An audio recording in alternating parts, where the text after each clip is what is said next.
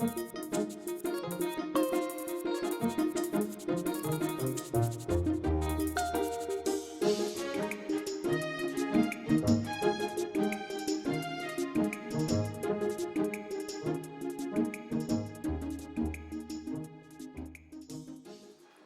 Can I so make a I comment, think Joe? what you've mentioned so far is a consideration to move ahead with what you have. That's the other part of, what we were going to talk about is we're working to make sure that because it's a complex project, there are a lot of things that have been identified. Ethan's had the pre-construction conference with the septic installer, and they've discussed different milestones that have to be met and inspections along the way. When he returns from vacation, we've communicated about this to get a list, just to make it easier for everybody to track so that you can stay on target for the schedule that you want to meet. If you want to have, as I said, Stephen Smith look at alternatives, then we'd run it back by Bruce Jacobs. We're willing to entertain that. I guess on well number 5, as much as I don't want to encourage people to vote against my project, I think you have to vote on well number 5. And what we want you to do on well number 5 is divorce it from any interference with the C of O path. So if you vote on well number 5 and we decide to ask later on for a reconsideration of it or resubmit it, then so be it. But from my perspective, if in fact there is an issue of the interrelationship of quantity and quality, the 48-hour test, I think, as Sean said, doesn't impact that, wouldn't change that. So to vote for a 48-hour test because of a quantity-quality interaction really doesn't have a basis. Really, if the quantity test is really designed to make sure there is sufficient quantity, even if an irrigation well is added to this package. I think we tried to argue and tried to put before you that because of the results of the initial 48-hour test, we learned that we weren't close to the edge on quantity. We learned instead that we had, a Niagara Falls type of project. It had tons of water, more than adequate for the project. And then, as an added extra protection, we added the extra 5 1,000-gallon storage tanks. So on the quantity, what we're really trying to argue, and I hope that it gets through and convinces you that there is adequate quantity. If in fact you're worried about quality, you still have the ability on the irrigation well to do what you always do, which is to say, in order for that well to get the final approval, after it passes its 4-hour test, it still has to meet our quality standards. And if it doesn't meet our quality standards, you either have to treat it, or if it's in the situation, if it's got a sodium issue, you've got to do a DD recording. You've got to do all the typical things that you have for every other single well in town. We're not trying to get away from any of those things. So what I'm trying to say to you is that on the quality side, you're going to still get everything that you wanted. There is no interaction between quality and quantity as it relates to the 48-hour test versus the 4-hour test. And as to the 48-hour test versus the 4-hour test, we think we've demonstrated to you that there's more than adequate capacity at the project. Wells and how it fits into that dynamic. I would prefer to do that after you have the other information that you're talking about and after the other wells are running, and then maybe that's the time to do the 4-hour pump test. Maybe. Yeah. It's like the So this the kind of the way in which people solve some of these problems when they arise in other situations. So same way that the zoning board, when somebody wants to put in some plumbing, and they're worried that they're going to convert the plumbing into something different from an irrigation hose. They're worried they're going to make it into a sink and a bathroom up in some other outbuilding. And so they do is they put conditions on it, and they also, zoning board at least, has time limits on it. So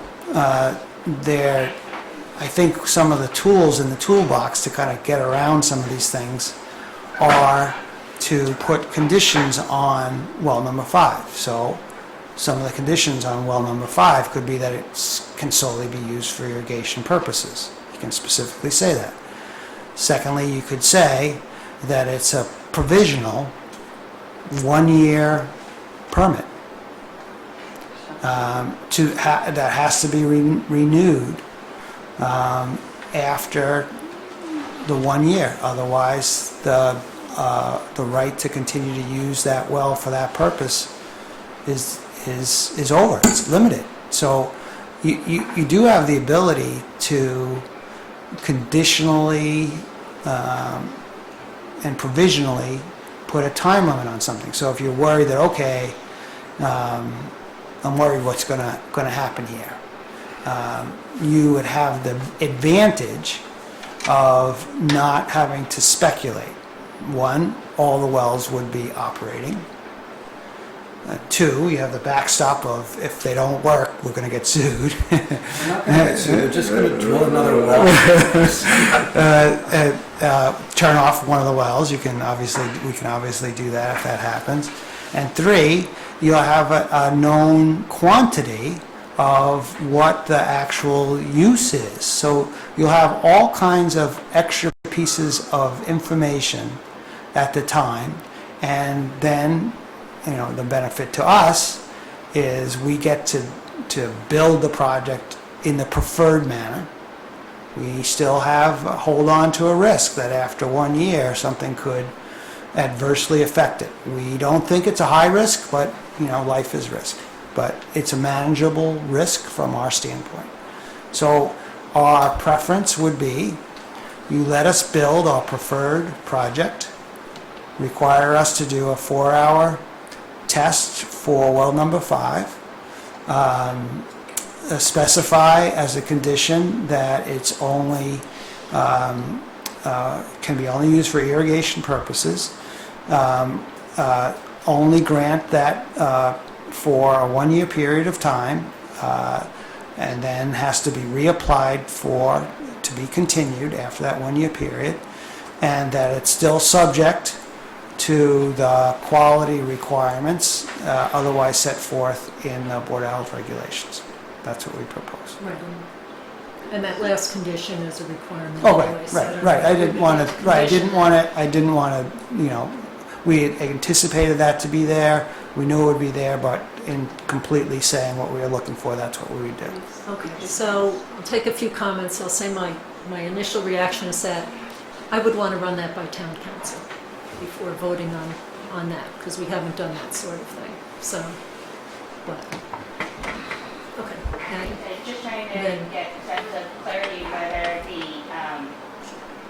so I really don't have the variances granted to other irrigation wells where they were allowed for our context. There's no existing buildings nearby, so the likelihood of them. Is that the concern that if this is an irrigation well and the standard protecting the quantity is the 4-hour pump test, and then a well failed and it was easy to tap in without it going through. Is that the slippery slope concern? I guess I was thinking of Sean. Okay, so when we keep talking about it being an irrigation well, is that, again, we don't make any distinction on our regulations about irrigation wells. Past irrigation wells have been not connected with... with... different distances for irrigation wells. You So- do have a distinction in your Okay, slight, but past irrigation wells have just been, again, we've been in the single family home on a single property realm. On a CSA farm. It's still not a multi-unit development. The single farm is setup. not the largest consumer of water in the town of Sherburne. I'm just guessing, I don't know that. Yeah, could be, well, until now, but, so, because it was just viewed as kind of one well, and here the concern is the interactions among the wells. Wherever the water's going, if they're all running. So I can understand and appreciate some of the points. Again, our main goal is just to make sure that the wells they're relying on, there was some mention of, if something wasn't working, taking it offline, but that means taking out the supply to some residents.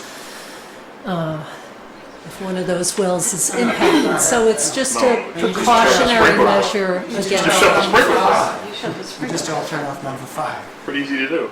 It's an irrigation system. The plant's done. I think that if, First, Charlie, and then you, and then the person. I'm Charlie Williams. I'm currently a resident at 159 Mason Hill Road. I am prospectively a resident of Abbey Grove. My residency there has already been delayed by the process that's taking place here, and it would appear that it is perhaps going to be delayed even further, which will cause me significant inconvenience and expense.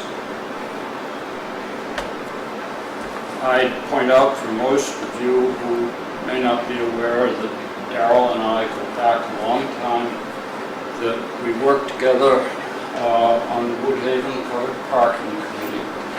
She was responsible then for all of the environmental concerns, including water, and groundwater, and runoff, and well number 3 at the end of the thing. And I believe that we had a positive and respectful relationship. I've listened to this dialogue.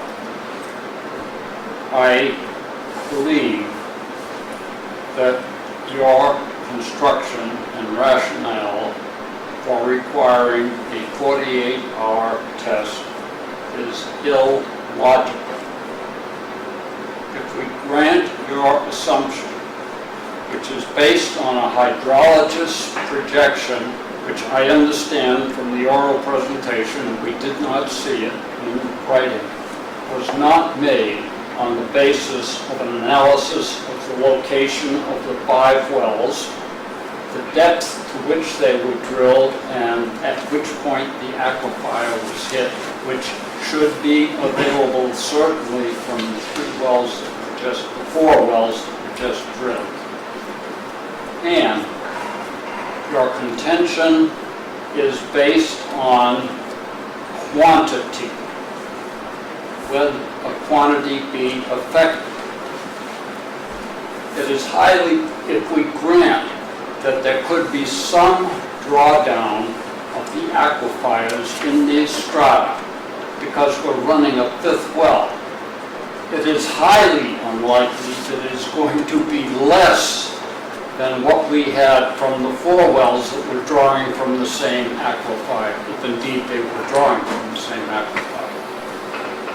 Mr. Murchison has presented adequate evidence that quantity is no issue because of storage and all of that. So that requirement, I feel, is illogical. Mr. Killeen has pointed out that you have no jeopardy. You may have complete authority, but you have no jeopardy with regard to the quantity. That should not be a concern for you. Now, what are the reasons that you are requiring for the first time for a well that would be used for irrigation, that anything more than the test you have always required, a 4-hour test, be run on this particular well? other people earlier in discussing the regulations which were proposed have pointed out, and I guess this is a paraphrase, that sometimes perfect is the enemy of the good. I think you have to consider the cost that you are imposing upon the developer of Abbey Road, who has, with the cooperation of many of the boards here in town, succeeded in doing something which Dave Sauter and I tried for years to do. He has, for the first time, brought in an acceptable downsizing place. Winnie and I have lived here for 39 plus years. Individually and together, we have tried to be good citizens, and to the extent that our talents and interests would allow, have participated, we hope, in advancing the commonweal of this community. I would invite you to consider the overall balance of the goodness for this community and withdraw your 48-hour requirement.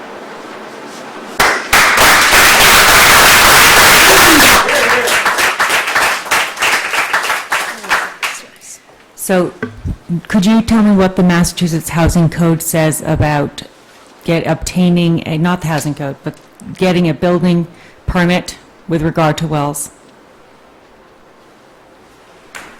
All right, so the general laws basically just provides that you just need a well to supply an adequate supply of water. That's what the general laws, those are the words of the general law, an adequate supply of water. It doesn't use the word potable. I know at different times I've heard people say, but it doesn't use that word. It just says an adequate supply of water on the site is really all that it requires. So that's the general law question. How that then translates down to where we are in this community is that the building inspector can issue a certificate of occupancy based on his determination that there's an adequate supply of water. But as I said, in this community, the culture and the practice has been that the building inspector asks for and receives a sign-off from the Board of Health as to that question of whether or not there's an adequate supply of water. And what the Board of Health has done in determining whether or not it will issue one of those sign-offs is they've typically made a determination that in its simplest form, and there's obviously it can get more complicated, that there's an adequate quantity and adequate quality. Quantity is pretty easy, and you just try to size it to the size of the project.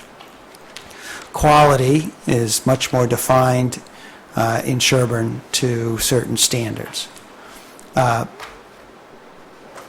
The regulations require that before you get a C of O, there's actually a final turn on the inside the units. This is turn on the water inside the units, and test the water. So that's kind of the final step. After you've gotten everything built, everything's in, you turn on the water and you test that water, and if it passes, then sign off on the C of O, and away you go. So what we are proposing here is that on the irrigation side, it's not going to be a domestic water supply. I still understand the need that it still meet the same quality standards. It's obvious that, if the water's being sprayed on the plants, the plants go back into the ground, the water goes back into the ground, you still need to make sure you know the quality of it. So it would still have to meet the quality standard.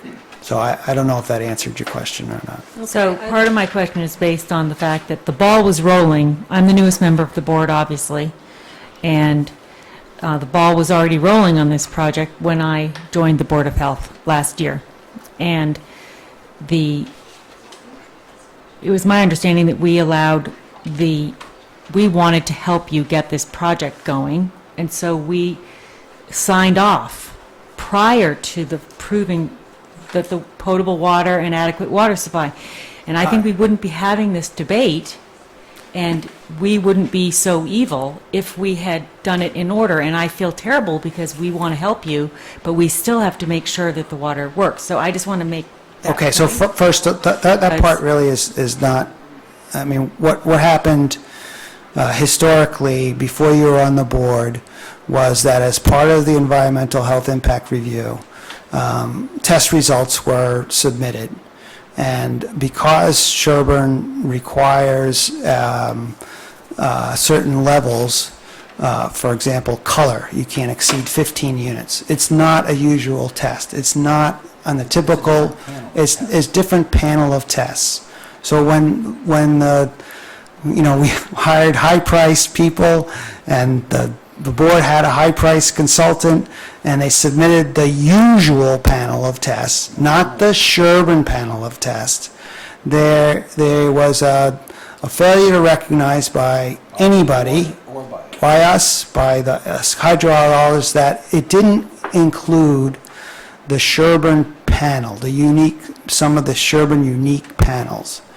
And the board had issued, at that time, an environmental health impact report. And the environmental health impact report was allowed us to proceed to get building permits, which we did. Then the issue came to light that, oh, wait, we don't have the color results and the turbidity results. And there were some other ones that were on this Sherburne panel list.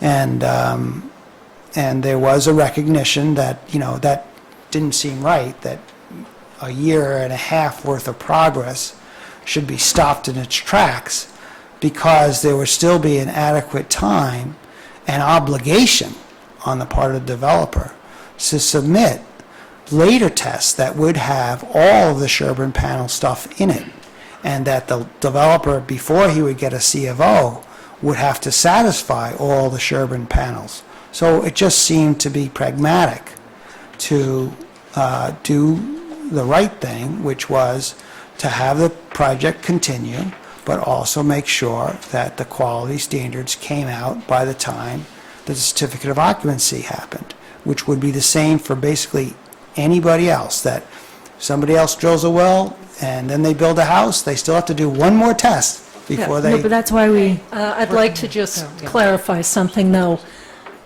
The lack of certain testing was recognized, but the project was up against some other deadlines with other town boards and committees in terms of the land swap. You needed certain paperwork in place. Those things weren't done. There were some difficulties in setting that up, just logistically and physically. So the permit was issued, and then it took a while to establish an agreement to ensure that the other testing would come. So it was not something that was overlooked for a long time. It was an accommodation made to keep your project moving along, and I think that's been what the board has tried to do all along, and I'd just like to make a few comments. Earlier, Charlie, you may want to know, the hydrogeologist and the health agent who reviewed the data both had all the information about the wells, their depths, their production, their yields, what happened during the pump testing, all of that. And yet, this is still the conclusion, and the distances. They had the map of the property and where all the wells were located. So you did assume that none of that had been provided to them, and that they were making their recommendations in a hypothetical abstract without knowing that. So they do know that. You're also talking about an aquifer An aquifer behaves very differently. You wouldn't need to do this sort of testing if it was in an aquifer. These wells are in bedrock. Bedrock has fractures, as I discussed earlier. That's a very different dynamic, and that dynamic is the concern that the hydrogeologist is presenting here in terms of assuredness about what may happen between any two wells. If it was all 5 wells operating together and feeding into the same system, different situation. The whole analysis was around the specifics of this property. And that's why we brought in the hydrogeologist who was already familiar with the project so that they could think about it more creatively, look at the data that had been generated, and make a recommendation if there was some other thing that they thought would achieve the objective of what the Board of Health is obligated to do, which is to assure water quality supply, because in our regulations, and I'll just read one, here's an example.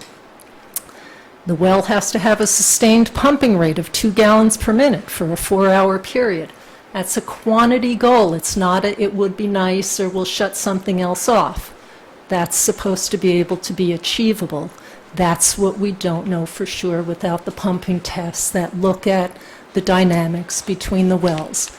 So we are charged, and again, whether we tell the building inspector, okie dokie, we know that this is going to be able to meet it, maybe not in the most severe droughts, etc., but we have information that tells us it will work. Yes, it would be nice. We have been trying very hard to help and move this project along and find creative approaches to things for which we didn't have regulations, and I think we worked a lot of those things out. The early years were spent with them coming in and meeting with the board and discussing options and what ifs and what might be done in this situation, and we tried creatively to come up with things such as how to get around our requirement that the septic tank couldn't be more than X number of feet from the dwelling. Well, when you have multiple dwellings, that's pretty hard to get a tank that will be within that distance. So we worked all those things out. We've been working on that very diligently, but we have an obligation to Darrell, consider I health apologize. considerations. That assumption was based on discussion and the unavailability of the comments earlier. I think the logic still holds, and that is, even if there is an interaction, it's not going to come out in a net sum lower than the But it's the present. net sum that we can't look at, because those 4 wells are not feeding into one thing where you could say, if well 5 is pulling away from a little bit, if it pulls away from one of the other wells in a way that that well no longer produces what is needed for those 6 units, that's a problem. The likelihood may be low, but we don't know that. And it's a test, and it's a test that they know they did the first time around. So, and love to find a creative solution, but it has to be a protective solution as well. All right, so one of the things that you can also do, I guess if you're asking town council whether or not you have the ability to conditionally approve something, I think they're going to tell you pretty easily that the power to regulate gives you the power to condition. So I think it's going to be, if that's Our just- ability if to the issue of enforce power. after something is already done is very difficult, though. Well, I would just say that the other boards routinely give timed permits. So the Zoning Board of Appeals, their permits are sometimes 1 year, 2 years, sometimes they make them out 5 years. And Sherburne is unique this way. In many other communities on zoning board levels, they don't have time limits. Sherburne does have time limits for all those things. The second thing that I would say is that to the extent that you're worried about a possible worry to manage, is that the use of well number 5 could have an adverse effect on one of the 3 types of wells, potentially impacting its ability to deliver, for example, that standard that you just said, 2 gallons per minute or something of that sort. You could specifically say, again, as one of the conditions, that in the event that there's documentation that any of those other 3 wells, 1, 2, and 3 and 4 go together, 1, 2, 3, or 4, then well number 5 will be shut down until and unless it's established that 1, 2, 3, and 4 can sustain themselves. So you can put the fail-safe right into the conditions so that it's clear that the priority is 1, 2, 3, and 4, and 5 is, the click it off bottom of the list. So I appreciate that. I'd just like to check with other boards about how they've structured it, so we can learn from that and craft something, but I don't think that, I don't know how you feel, but I don't think that we're going to do that this evening. I would like to just do it properly. It's a new area for us. all right, so I'll put on my hopeful self because I am an optimistic person. I worry a lot, but I'm still optimistic. So could I optimistically hope that the question of the question of whether or not you can condition it is that if in fact, sorry, Charlie, one more second, that it, as I said, the optimistic person in me says, okay, the question is, if in fact town council says, yes, it is within your power to impose or put conditions on the well approval consistent with what I described, is that something that it's reasonable for us to hope, believe that you would positively vote for? Because if it is, then, it may be an issue of timing. But if in fact there is not a specter of obtaining the votes for that, then the rueful person in me would say, I'm better off just getting a vote tonight. So I don't know whether or not it's a fair question, but What is it's the one main of objection to doing this testing? Okay, so Because we've established that you have enough water to do the irrigation with the wells that are approved already. okay, so we don't think that we Would you don't think explain there's to me, because I'm not okay, so in the construction world, what is the timing of the occupancy deadline and when the permitting takes place and the time for that? Okay, Like, so- how much time do you have? So we are projecting sometime in late October is when we can sign deeds and people can walk into their houses. And in order to do that, they need a certificate of occupancy. Most of the purchase and sale agreements, they anticipate that you have it and then you schedule the closing 7 to 10 days after that. So everybody, you don't think, oh, it's coming today, so we close today. You kind of give a little bit of notice. Usually, but I would say that in most construction situations, as soon as you have it, the buyers are very glad to shorten the time and the seller is very glad to shorten the time. But you usually do have a little bit of time distance between getting the certificate of occupancy and them signing the deed and walking into their house. So now you start backing up from that date. You say, okay, so what are the things that we need to do to get the certificate of occupancy? And so in this circumstance for this project, we are going to need something from the Conservation Commission. They'll usually give us a certificate of compliance of certain of the conditions that they've put on the building of the project. We'll get a release from the planning board in which they'll release from the covenants that we've put out certain of the units, provided that we've given them access. Theirs usually are related to that the roads and the utilities are sufficiently built, that they are still protected, that will finish the rest of the project. So they'll give us a release of certain of the units. So we have to go to them to get a release. We have to go to the Conservation Commission to get a certificate of compliance, which is only partial compliance, and some of the conditions extend into forever.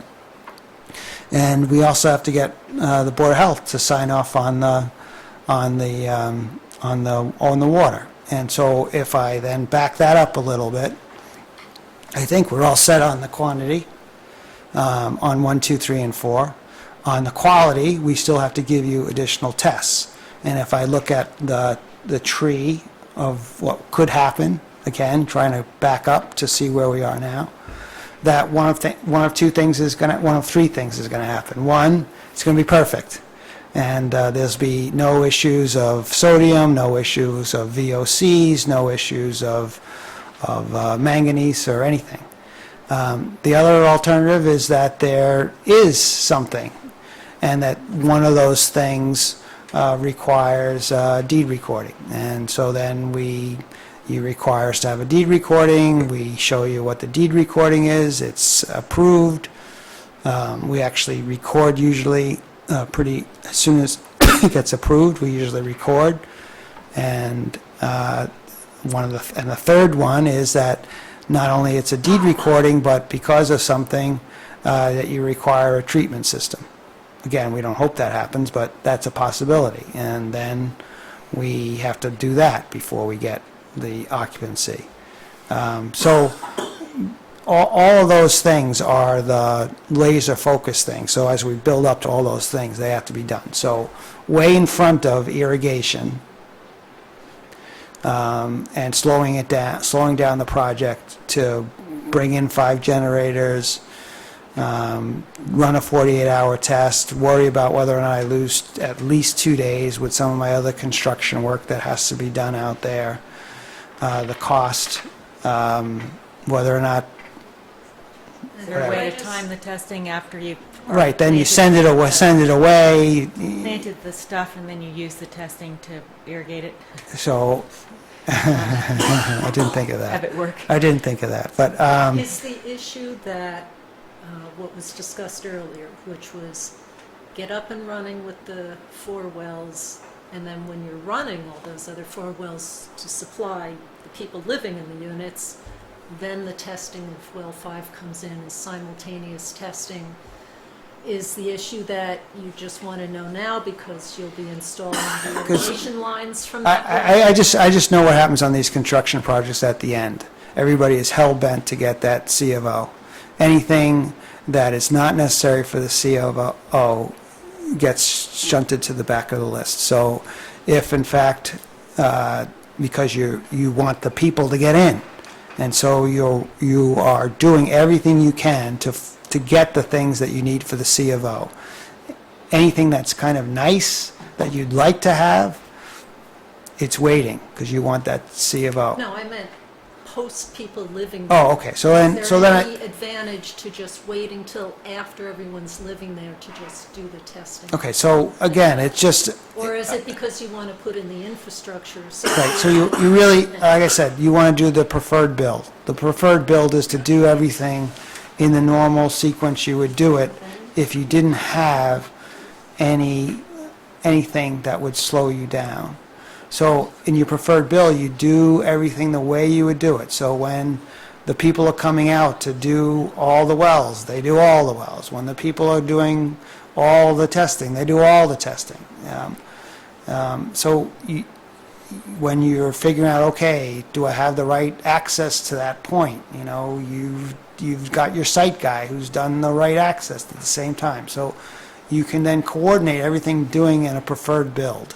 So what we tried to do is see if we could. Wells are a ways off, so in terms of doing the water testing for the wells that exist now, at some point you'll have power to run those pumps, so you can do the water testing to get the, pursuant to the certificate of occupancy, So the issue right now We said you have. is that we're trying to get Verizon to talk to the town of Sherburne. If anyone out there has ever dealt with Verizon recently, we've left them 12 consecutive days, phone calls to get them to talk to Sherburne to give us the rights for Verizon to put in a new point. It's a bureaucratic nightmare.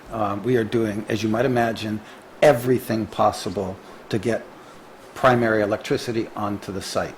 That is probably the most important goal. But we are at the, That's not reliable, so that's We are at the- unpredictable as to when that's going to happen and if it's in enough time to run a 48-hour pump test without bringing on generators. Is that the general gist of the? I'm not sure I understand what your question is. Well, okay, so we don't know when the Verizon electricity will be there.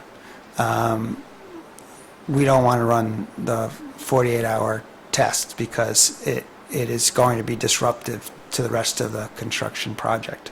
So even if we had electricity, say in 3 weeks, we still wouldn't want to do it because we're still going to try to finish everything else out. The 4-hour test, you can kind of accommodate in the way in which we're trying to do this.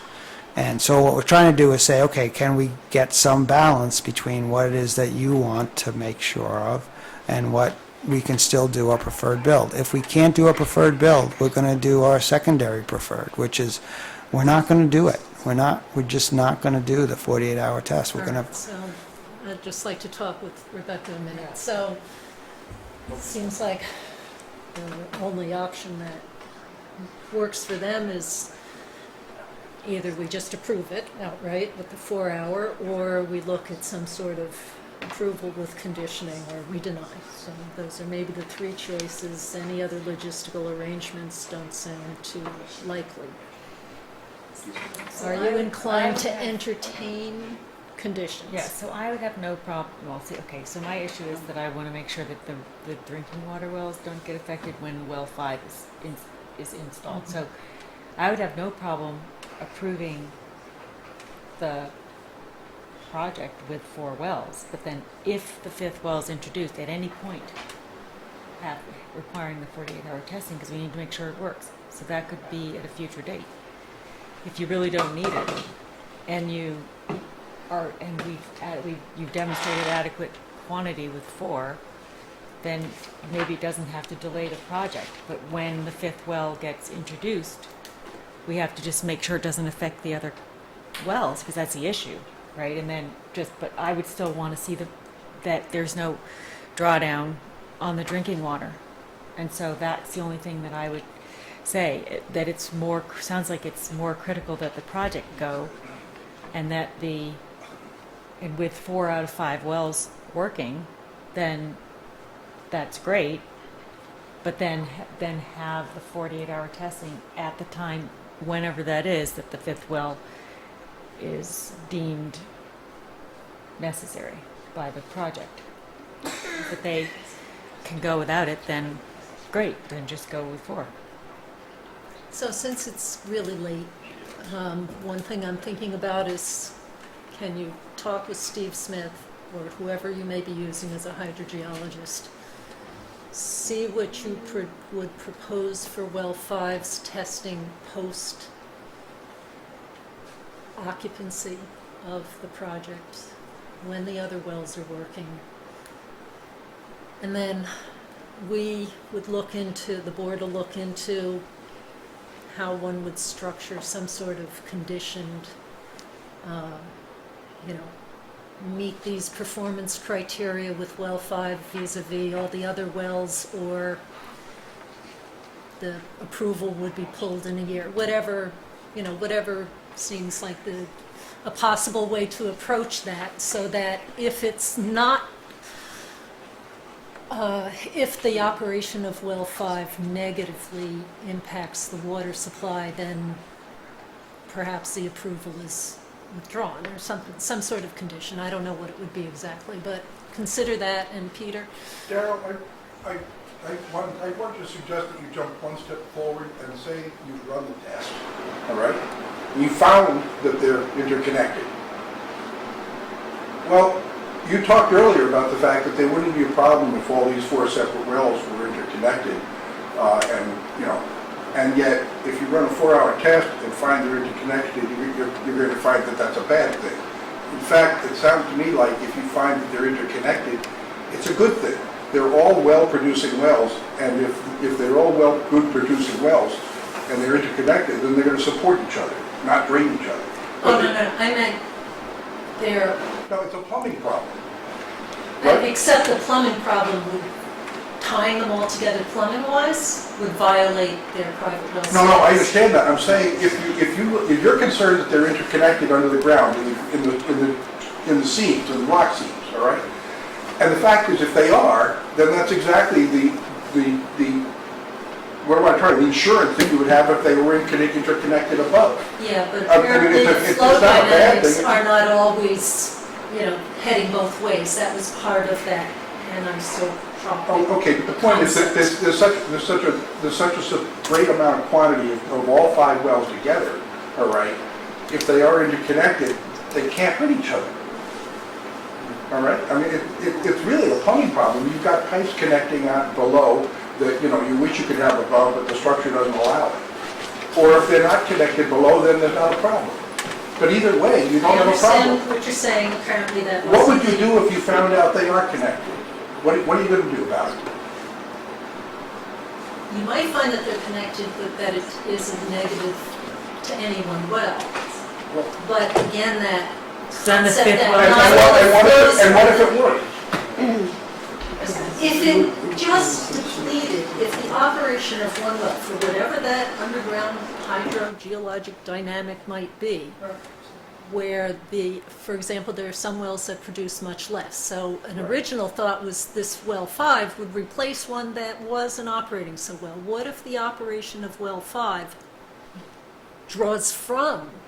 takes water from that one? I guess to me that's the worst case. I understand, but... Then that well is left without an adequate supply by virtue of operating well 5. That's, I guess that to me in my... Even though well 5 thinking is the can worst. produce 10 gallons per minute, it's not going to be using 10 gallons. I understand that. And So- the pump test doesn't have to be run at full bore, and it isn't isn't run going at to be full run at full bore. bore. So it would be a test that would more realistically approximate the draw over sustained Again, I was period just of trying time. to get So- away from all this stuff and looking at its pipes and plumbing and so forth and saying, wait a minute, what you said you wished were happening up here could be happening down there. But the pipes and plumbing are You configured see- so that you a see 1-inch check valves in diameter the tube pipes, is I know. 1 inch the whole length and, feeds, but what if it's at a tilt? It's I just tried, that's okay. Just the engineer in me. And the engineer and me too, so Yeah. there So we at are. least you understood what I was saying. Yes, I did understand, but I also understood what the hydrogeologist was saying about, He's not a plumber. they are a plumber, I'm kidding. hydrogeologist I'm is kidding. sort It's of getting late. I'll Earth's be quiet. plumber. Can we do that? Just, you check, we check, or is that causing you great pain because it does mean waiting So until I the next guess- meeting to get it So- buttoned up? On this particular issue, on well number 5, and whether or not it's going to be a 4-hour test or a 48-hour test, a conditioned 4-hour test and provisional, and I heard September 7th as your next meeting. That as long as it doesn't affect the CFO, then, it's not likely we would have done the test by September 7th. Somehow it seems to me that the issues are separable because you already have the demonstrated wells for quantity. You're still waiting for some of the quality, but on the quantity side, you've already demonstrated that for supplying the units. So in terms of occupying those units, this is a wrinkle in terms of might it negatively affect that. But that would be something to check. And that's the thing I want to think about, how do we condition it so that Okay. new information that comes from when everything is operating, is there a way that we can determine that, catch that, make sure it's either corrected or discontinued, something along those lines? And I guess the other thing I would just, maybe, I don't know if it would give you comfort, but you just have to think about how good it would be for the town and the project that you did have this other well involved, because you are building in a redundancy that you don't have the luxury of any place else in town.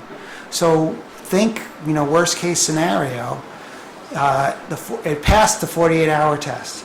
10 years from now, something happens to one of the wells. Guess what? you can swap out 5 into whatever one that was. So, and if in fact you make it so difficult that we don't even go with 5, then you don't have that redundancy.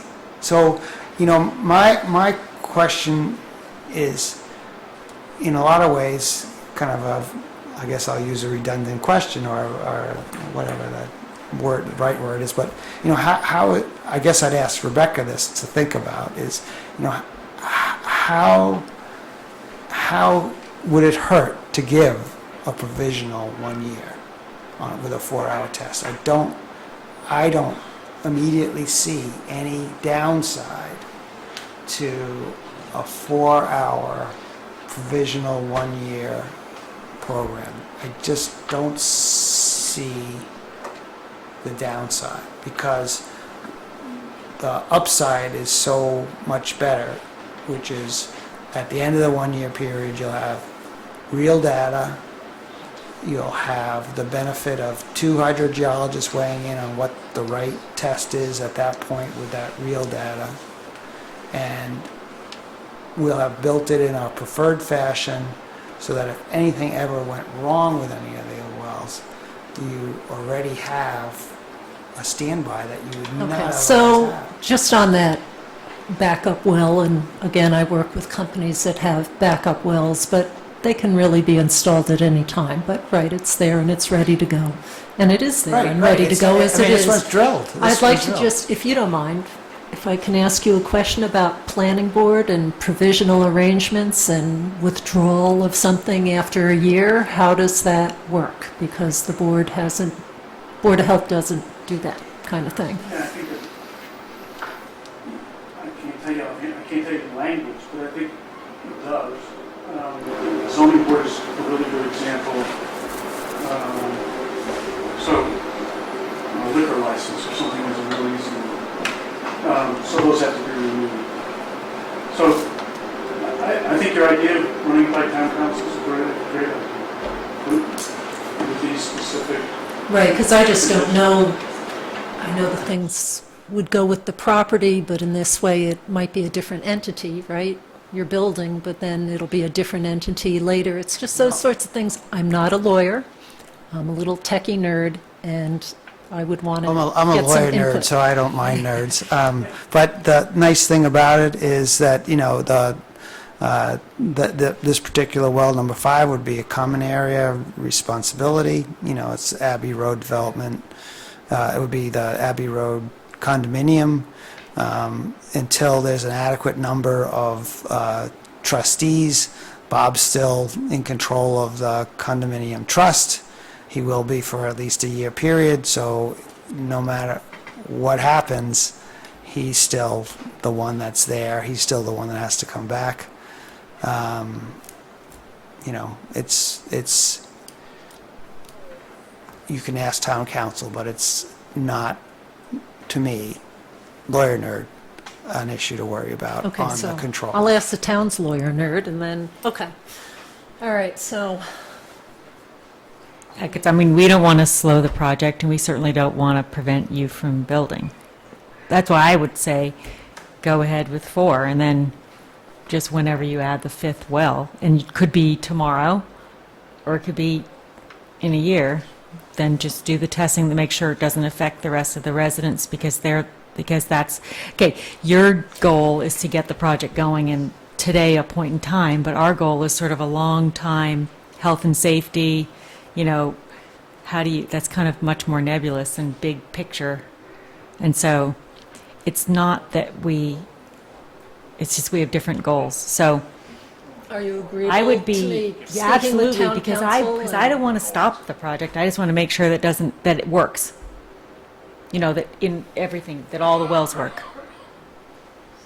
Okay, so actually, can we have a vote that Yeah. authorize me to contact town council and ask for assistance on Yep. So I move that how to you, formulate conditions associated with this well, if possible? I will second that motion. Okay. All in favor? Aye. Okay. Okay. I know it's late. The couple other things that were on your list. One of them was the DEP determining this was not a public water supply. I can tell you that Heidi Weiss, DEP counsel, I supplied her with the documentation. I supplied it to her in February, and March we did have some exchange, and then she gave me a phone call on June 19th in which she said that it was not going to be treated as a public water supply by DEP. And I mean, she left me a message on my phone, and my son figured out how I could play it. So I'll see if I can do that. You hold it right up to the microphone. Let's see. Are they planning to issue anything in writing? They specifically say they aren't. Wow. Your identity received on Thursday, June 16th at 4:19 p.m. Hi, Mr. Murphy. This is Heidi Fish calling from Mass DEP. I am the one who is woefully delinquent in getting back to you with a I could decision probably one have way or the other. to, let me see if I can, The volume of the phone. let's see. Or on speaker might be louder. Let's see. Let's see. All right, let's see. This is on speaker. This is Is speaker. there a teenager in the audience? Received on Thursday. You're gonna have to bring it up there. No, the speaker's in the box. Well, frankly, I'd love to have it on the recording just because Well, I'm not the speaker, I put the microphone. Getting back to you with a decision one way or the other in the Abbey Road condo sugar. Out the end of the box. Today, and as of this point, I said that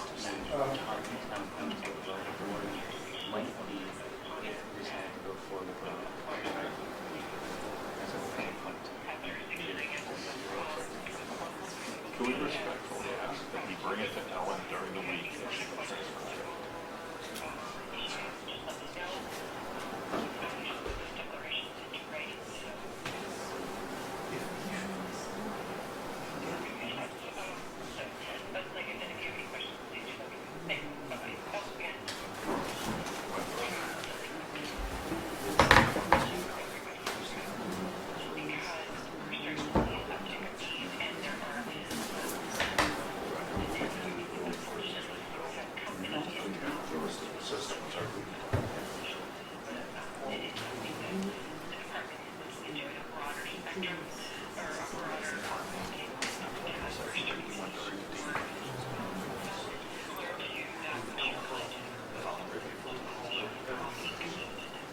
That's not even getting into the meeting.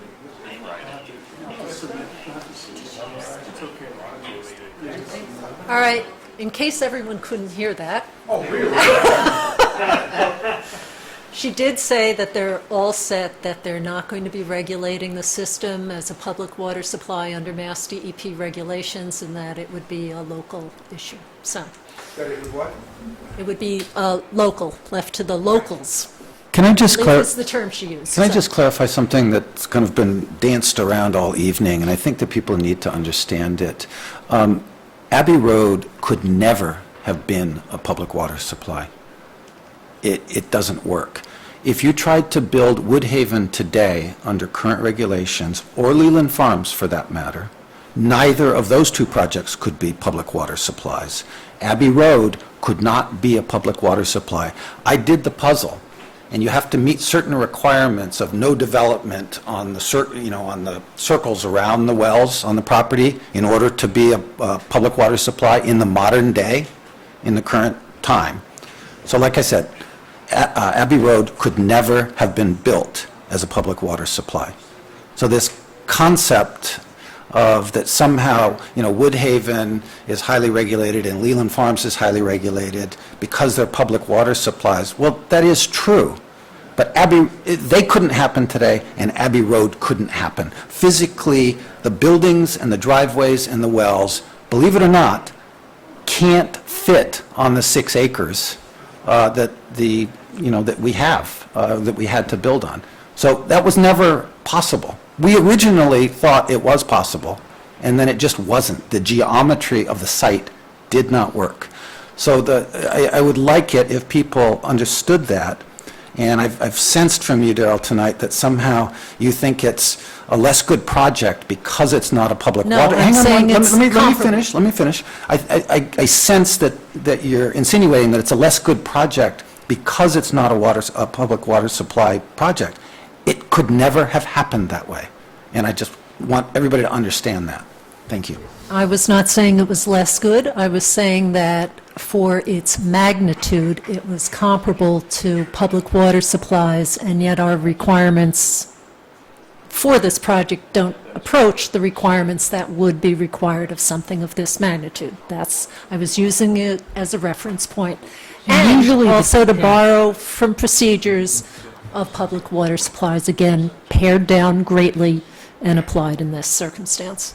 And usually the definition has to do with the source of the water anyway, and the number of people that are, well, the number of people that are supplied for how many hours per day.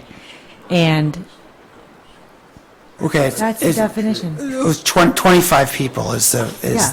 So, but I'm just but- saying, usually when people refer to it, it's not your, I'm not talking about your project. I'm just saying when people determine, like, when they refer to public, it has to do with the number of people served during, and for how many hours a It day. has nothing to do with how many hours a day. It simply has to do with, are you serving 25 people or less?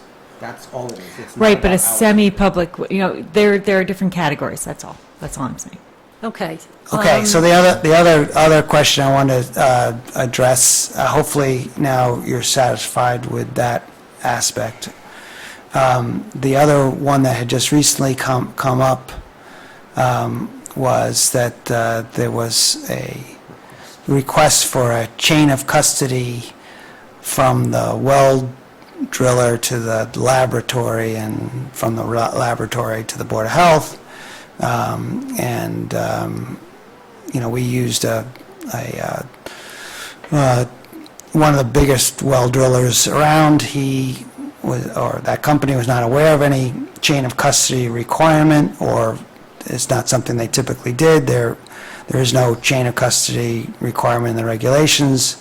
We do understand that in the earlier documents, that particular well driller, or a different one, did have a chain of custody document that they happen to use, and we understand that there are other companies that sometimes use their own chain of custody so-called document.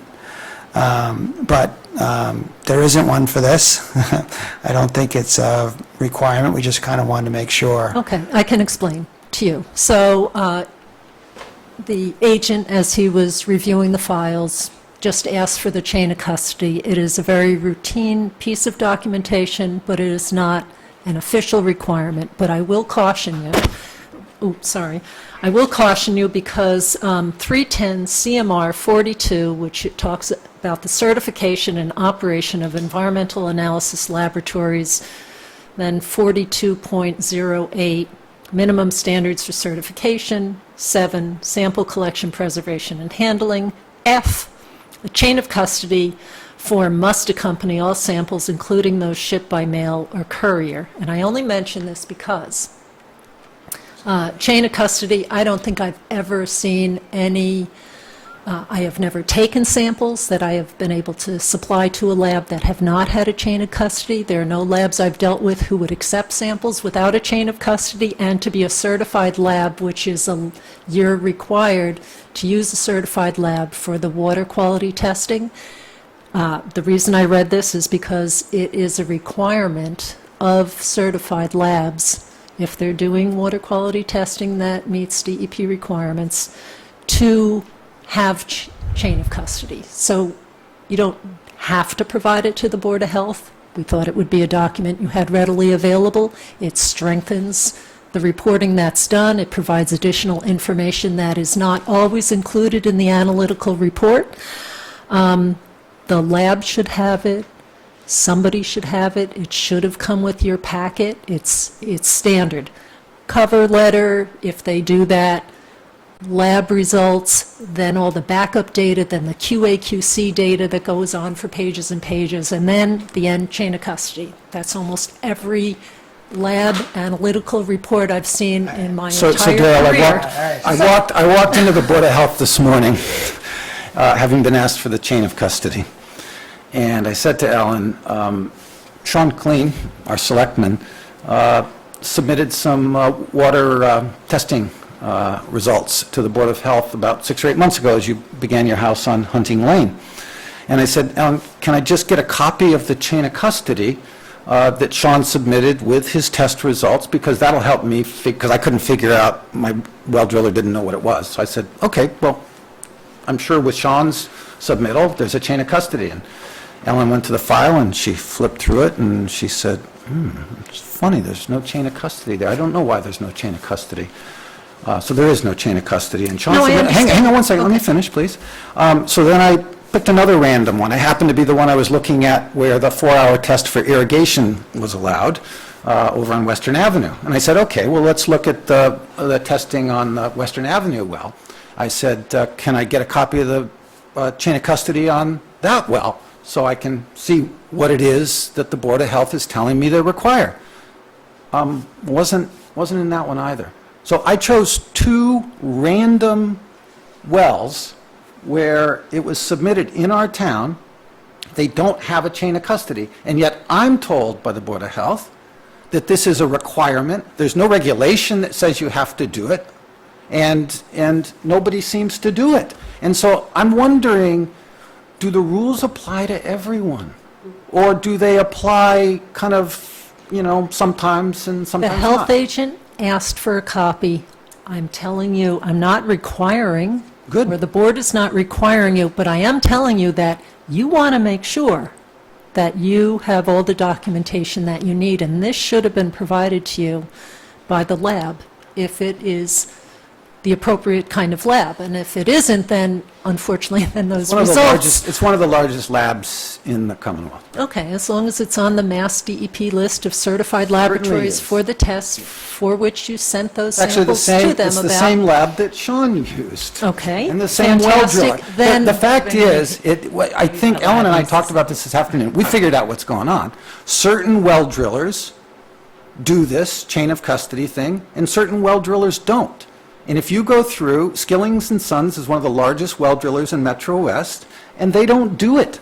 I don't know why. I've never heard of it, but they don't do it. Some folks do, some folks don't. Hopefully, then they're having a lab come out and sample, because I can't imagine anyone dropping off a sample at a lab without a chain of custody. Anyway, I can't that's all I'm answer saying, the is that question. it is a requirement. The other You thing might is- want to inquire so that you can make sure that the documentation for the project is complete, because at any time, the EPA and maybe DEP is permitted to just ask for that documentation.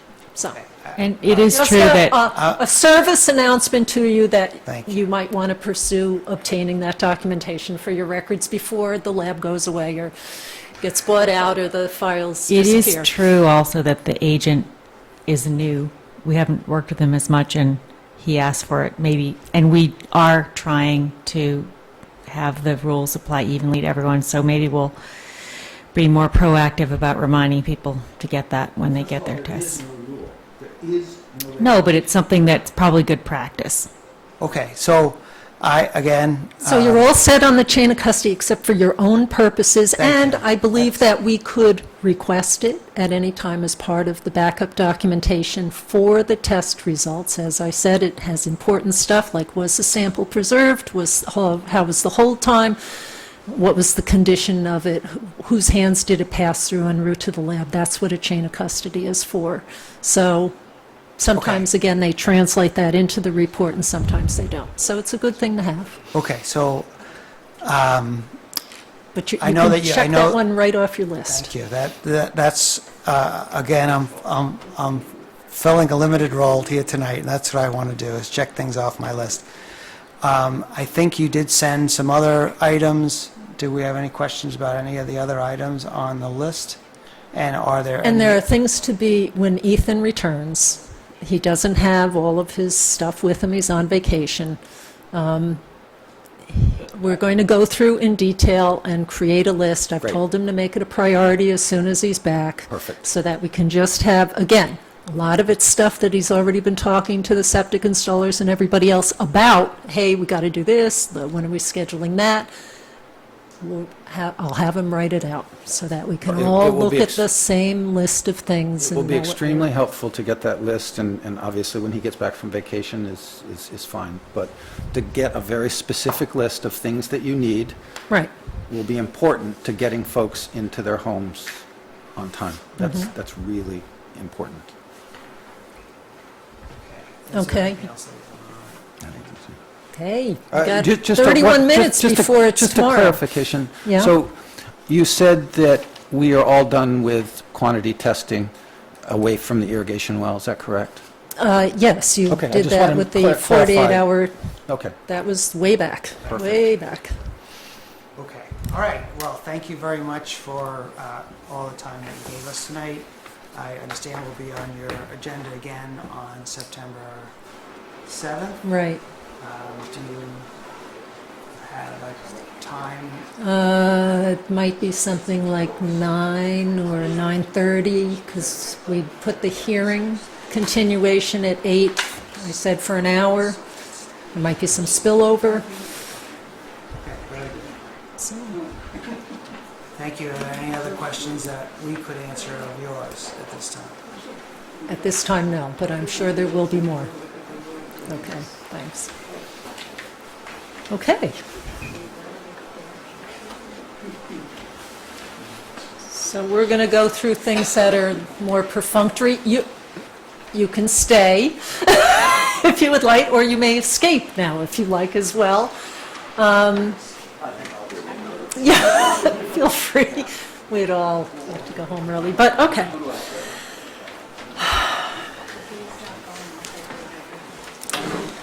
Rebecca, if it's okay with you, I'd like to move since we just received it recently, and it'd be nice to have Chris here to maybe move the Lombardo Associates report discussion to the next meeting, or, yeah, the next meeting might be good to go over that. Is that okay with you? Sure. Okay. All right, so if that could go on to the next agenda. And look at that, we're taking care of agenda items pretty well. Yes. Okay, so Whitney Farms has a groundwater discharge permit. Yeah. Okay, But the final has been received. okay. It's just noting receipt. Okay, great. So we've received a groundwater discharge permit renewal for Whitney Farm. The 2016 flu clinic vaccine reimbursement training update, were you able to go? I And went to the training, Jean did not. okay,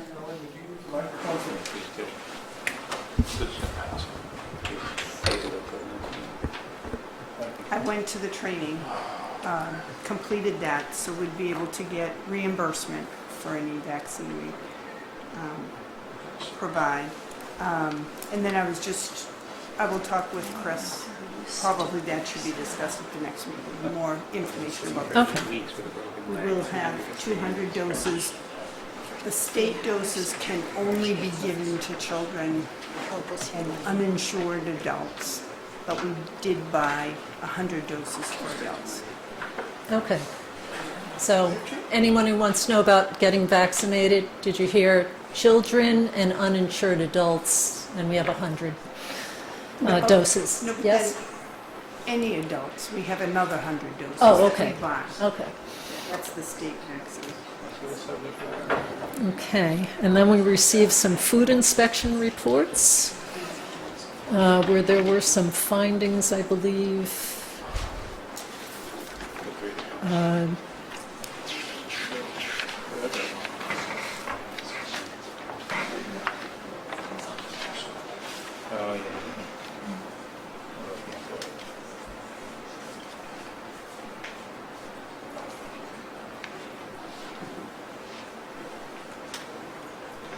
Okay. You know, I can't read his writing well enough to know in all cases, is there follow-up to be done here? Did he mention? Or did he just provide?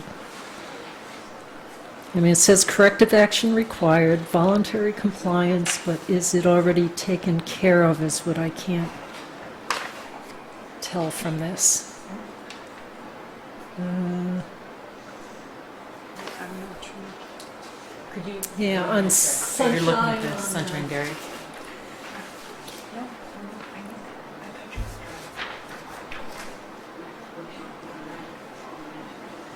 Okay.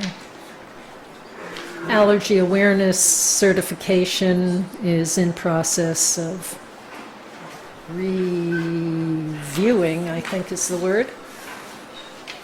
Okay. And some people needed hair restraints. Could you send him a little email just to ask if there's follow-up required? And I just can't tell from this one. Usually it is easier to follow. And maybe while you're at it, just ask the same thing about, well, this one doesn't have any corrective action required. Okay. Oh, and good news, the hand washing sink at I saw. Sweet Meadow Farm I saw. is in proper working That's order. good. So, okay. All right, so those are those. And Sherborne Library has a request to waive the fee for the D-box replacement. I'm not sure why they should even And I don't, charge fees for I think in the past, we've decided, I can't remember which way we decided that we would charge the fee just to keep the accounts in different departments straight, or not charge it to reduce the Has effort. It has varied over time. Lately, you have been waiving fees. So, There with was the a period idea. of time when you, several years ago, when you did. Ellen, we still can't hear you. Could you move us closer? There was a period of time when you did not waive fees, but lately you have for town right. projects. Oh, do we have advisory? Yes.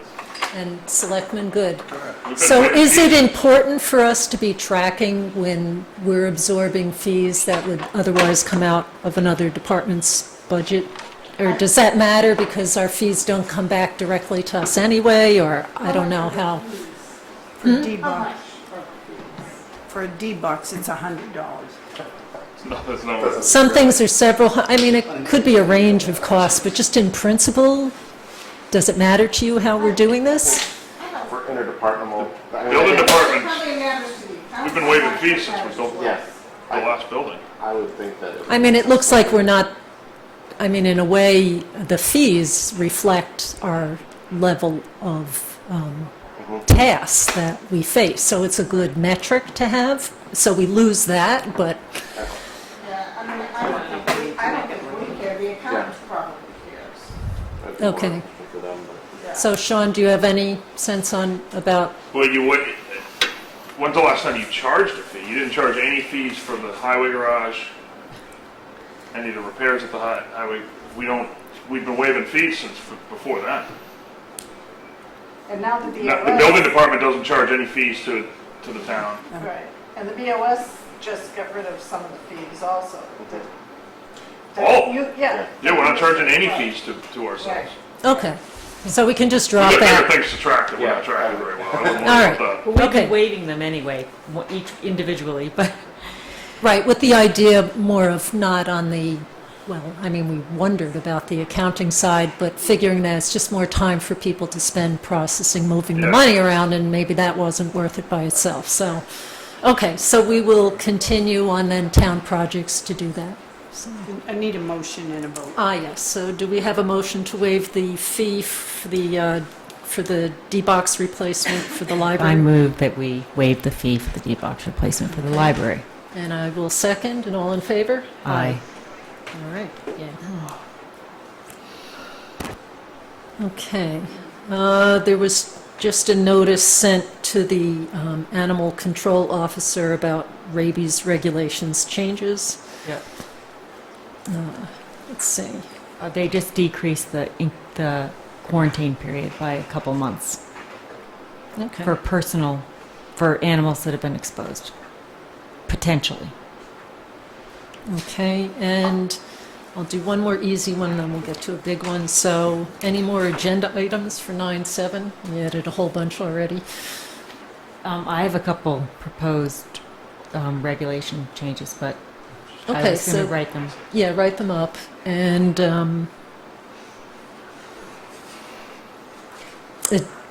do you think that would be for next meeting, or like should we have it as a standing open item, or? Yeah, let's have it as a standing open item, and we can do them each week, Okay, or each meeting. okay, so maybe under chair's business. Okay, what will it be? Regulatory development.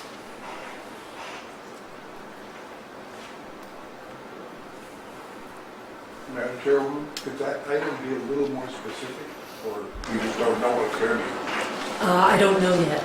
I know, but when you do know, could it be more specific? Oh, yes. So, Well, I mean, we would probably use the normal procedure, which would be to post it in advance of the meeting, etc. You're not talking about language to have a regulation change, you're just talking about things you might talk about, or Yeah, you already continued that other hearing, right? but you're talking about additional items?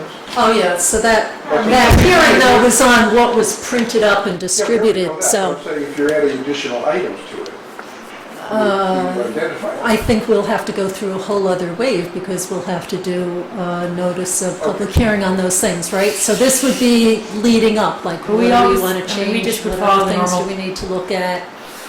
On the I items, assume that's on fine. the items that are already being discussed. No, on new items, On right? new Is that items, what right, you're talking about? New? Yeah, new. I mean, just a normal procedure will be followed. Anytime you think of something that you want to have on the agenda, you put it on the agenda. Right, Yeah. yeah, so if you're thinking of something you might want to change, you identify it on the agenda so you know you're discussing it, that's all I'm saying. Yes. Yeah, okay. Along with that, could we get an update on the, on your RFQ for engineers looking at raise systems? Yes, we could have that Right. next time too.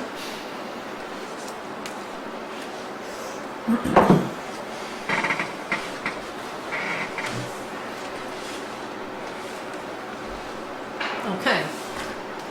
So I believe our last item for this evening is, we received a letter from the town of Ashland, or a copy of a letter from the town of Ashland. It wasn't addressed directly to us, but it authorizes Mark Oram, this letter is to authorize your outside employment request to work in the town of Sherborne as a health agent. All outside employment activities shall not be conducted 30 minutes before or after regularly scheduled working hours. And then there are a number of other conditions. So, and then David Williams had some questions and concerns that he forwarded to us, so we just need to be working through those and craft something, so. And so you will be working on that tonight? No, We just received it. we just got it, so. And David Williams' concerns?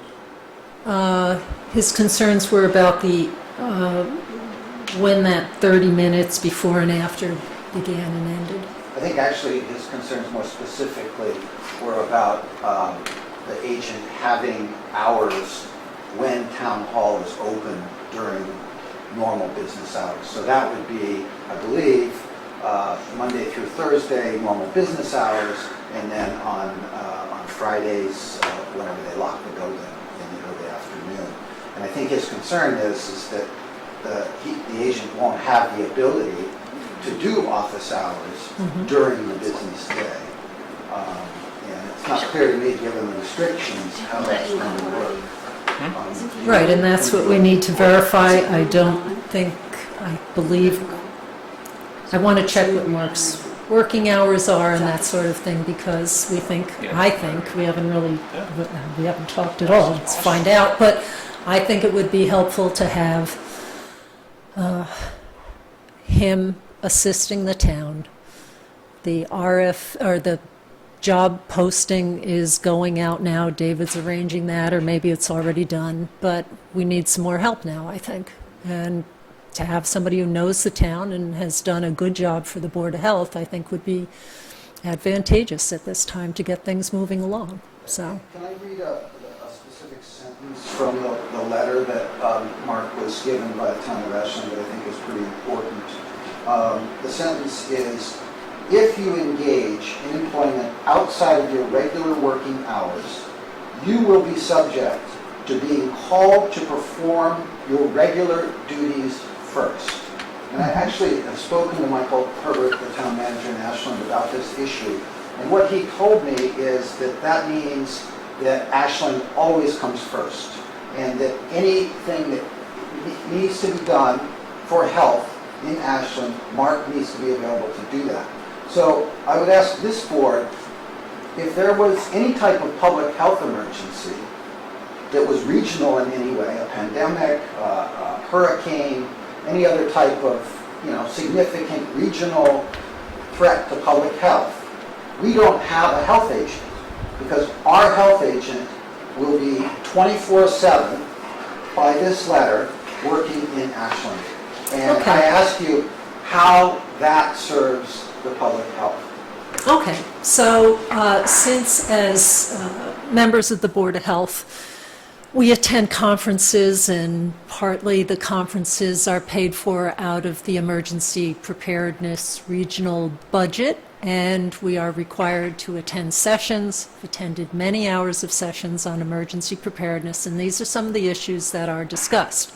Anytime, especially if you have a regional emergency, when you have employees that you rely on, Ellen knows a tremendous amount. The fire chief is, not that we have one right now, but the fire chief is instrumental in emergency response, as are the police. But when they have a town that they live in that is not Sherborne, that's a challenge anytime we might face an emergency, which is partly why board members go, so we can try to learn some of the things that these folks have time to devote to and really learn at a different level than we do. But that's part of why we're trying to get educated, so we understand what the systems are and the networks. So, and we're a town that doesn't have full-time employees all the time. So you could say that for any number of things. Right now, we have the luxury of having 2 health agents. Whether that would increase our chances, or really they're going to be concerned about their own community and their own family. So there's no magic bullet for that. So we have 2, yeah? Two? We could have 2. We don't We have stopped. two now. We did not officially suspend Mark. We stopped work. We stopped issuing him work and asked him to refrain from working. So, I have a question. He was suspended. I have a question. Are you happy with the services that Ethan has been provided for you? some of the services are very good. Or do you think it's inadequate? There's a lot to do, and there's a lot of specificity, and there's just ways that the town does it. With the history behind Mark Oram, why would you consider this when you have an agent that is performing and you're about to post a job posting? I think it's, don't understand why you would go down this did you road. hear people here talking? It'd be nice to have more availability of time, because And- Ethan's and time is Ethan's- more limited, and in the summer, he has far more availability than during the rest of the year. So we're in a sweet period with him right now, but that is not going to last. When And we are you need posting- something to bridge until we get this job And posted. why is it posted yet? When is it going to be posted?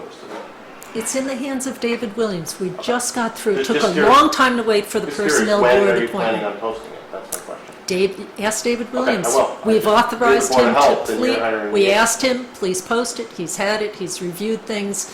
Okay. He said he's putting it in the MMA and some other places. And I sat through another meeting when somebody said, I know an engineer sat here and said he knows a health agent in Holliston who would be more than happy to help. Did you ever reach out to him if you needed additional help to Ethan? We haven't reached out to anyone because Yeah, because you're waiting we've been for working Mark. on the job description. I did If you reach needed out additional to help, some there's other, resources other than Mark Warren. I did reach out to others. Provide that I- service. I want to say We were something. working, trying to get the Dover Board of Health agent here, but logistically it was a challenge just on paperwork and getting things, and he's quite a bit more expensive than Mark and Ethan. So we went down that path for a while and investigated some other avenues, but there are not a lot of people who want to come here for a few hours of work, was basically the issue. The other thing is, I mean, a lot of this stuff also preceded my time on the Board of Health, but I can tell you that in the very short exposure that I had to Mr. Oram, his work was very efficient and very timely. I know that Mr. Murchison had different experience, but it was Mr. very... Murchison's not the only one. I don't know, because I actually luckily have never had to deal with the Board of Health personally. Luckily, is there? Until I became a member, which I had a fast education. But that is something that has been, he's very reliable. You know, I will point out, I think it's fascinating, you know, in my work and looking at Mark Oram's billing, I found that at the end of every fiscal year, you had this gigantic jump in hours, and I was told that that was a seasonal issue, that there was always a lot of work. And I'll point out that this month of June, when Mark was suspended, the number of hours that the town was billed for health agent services was the lowest in the month of June by a significant amount in 10 years. And that's because It everything seems- happened at that point, and getting Ethan on board and up to speed, a lot of things had to wait until he could get free of his other commitments. So there were things backing up and waiting, and there were enough people in these meetings, and you were at a lot of them where they were upset. But it was such an abrupt cutoff of Mark that was a problem. And there were things that ordinarily get done by Mark that, again, and we've discussed this many times, we have a certain budget, we try to stay within that. We don't know how many applications are going to come in or how complex. For example, the fields at Sherborne, one application, enormous. So we don't know what that's going to be. We try to defer some things that are not as critical as applicants in front of you with things that have to happen. And then if there are monies at the end of the year, we try to address some of those other things that are good to do.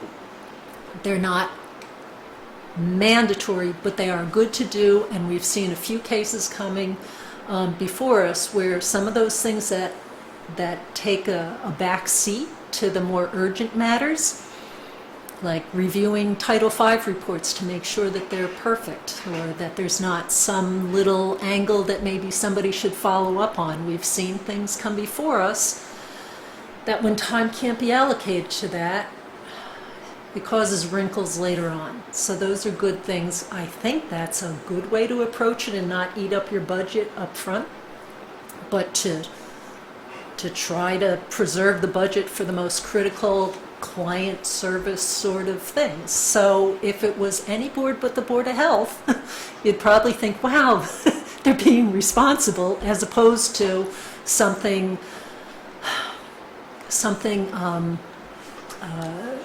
improper is going Can I on. say, Peter So- sat in our meeting last year when we were discussing the same issue and said in the past, when he was on the Board of Health, that is exactly what happened. Ellen said, this is how many hours you have left, Mark. Make sure you get the billing in before the end of the year. Peter, you did point out that had happened in the past. I pointed out that we made sure we spent our budget. Right, you made it so you did, yeah, exactly. That's Because what- rather What- than how can you- properly spending, But how can you The amount that- differentiate not Wait, spending your don't budget interrupt versus me, not please. going Rebecca, over your Rebecca, budget? wait. When he said, if you shouldn't spend just because you have a budget of this amount, that's supposed to be the worst case scenario, right? So if all of a sudden you see in June you have $20,000 left in your budget, it doesn't mean, oh, we need to go spend that. That's totally improper. No, it means we want to take care of the other things that have been No, but that's pushed not to what- the side. Okay. I understand that's how That's not- it came out of Peter's mouth, but Mhm. I sat with him on a board for 2 years before you left, and when we talked about budgets, we never talked about it that way in our meetings. So that may be what came out of his mouth at that time, but that is never how our discussions went. It was like, whoa, just fling it out don't the wanna lose window. it. So, But we waited to the end of the year to buy filing cabinets, we waited to the end of the year, it's just as you said. My point that I made to advisory was, yes, we always spent the budget, we made sure we always spent the budget, that's how you got the budget. but they were on But real the question is, did we get any tasks. value Valuable out of Mark tasks. Oram for the hours that he I'm not billed talking about Mark in Oram, June? I'm talking, Well, that's a budget. that's part of The it. big But if you've been to most of the recent meetings, a lot of the times the discussions get postponed because Mr. Mascoop hasn't had time to do it because he has a lot of other obligations as well. I think that means that it And- should have been more urgent to get a full-time agent, not try to go get Mark back from Ashland. I'm not talking about Mark, I'm just saying that there's a difference in how quickly work is getting done. I notice a difference. But the other thing is that what I was saying before, and I apologize to talk over you, that I don't know whether it's fair to say, how do you differentiate the difference between using up a budget versus finishing work but trying not to exceed your budget? It's just a question. I have no opinion because I wasn't here. I can only objectively talk about what I saw in the last year. Just one quick question. Can this particular position be outsourced to a company to function as an ancillary person? Not anymore because it has to be an employee. It has to be an employee. That was an option, and we looked into that in the past, and I remember that Peter collected, and I forget who else collected, numbers from various companies on what it would cost to provide a person to us, and it was well over $100 an hour. But if you take somebody's fees, plus if it's a full-time person, you have to It's pay. not a full-time.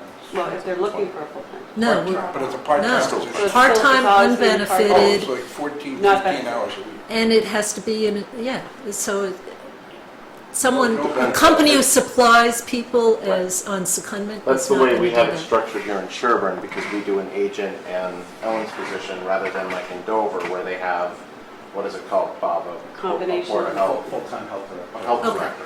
Except, again, So I'd that's like the choice that to we make mention here. that I think you're misunderstanding the terminology and the role. The person in Dover who has the different title does what Ellen does. I think she also has the soil certification. No, that's That's Carlisle. Carlisle. Dover's She part-time.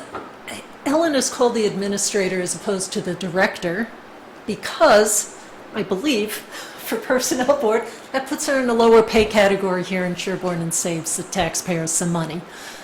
But functionally, she is serving just like that person in Dover. And then they have the outside agent, who, by the way, they pay significantly more per hour than we pay. Because, as I said, we've checked, we've looked into that, we've looked into how that works, how it's structured. It's a very different thing. Some of the payment comes from a revolving fund. So it's a whole other structure than we have here. Very different approach.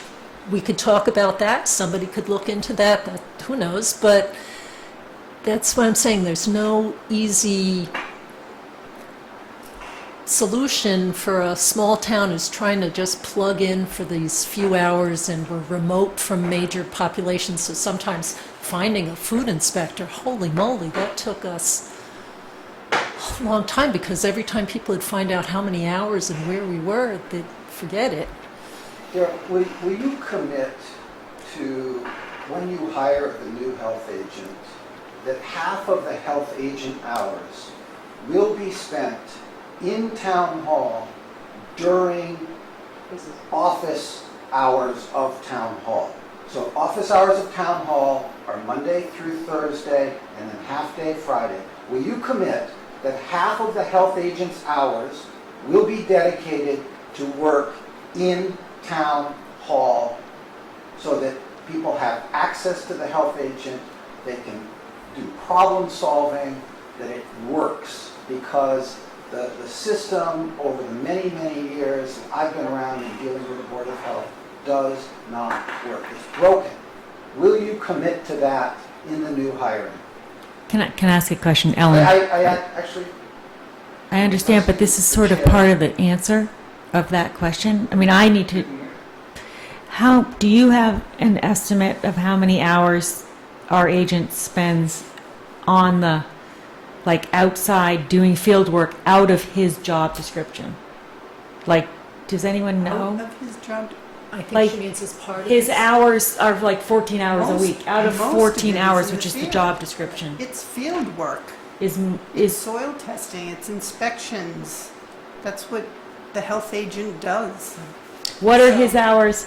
So I'm just, you know, I'm No, just, I was what's going the to say, I think percentage that other the towns do? half I'm of the curious. time is unrealistic, given what the function of the health agent is. And the other piece of that is, we have to see who comes forward and what their availability is. We're not offering benefits. We're offering a limited amount of work, and it's sporadic. So it's not even something easy for someone to plan around and say, you know, 15 hours every week, no matter what. It's, some weeks it's 5 hours, another week it could be 20 hours, and well, so according to it's... the letter from the town of Ashland, working 20 or 25 hours in a week in Sherburne will not work.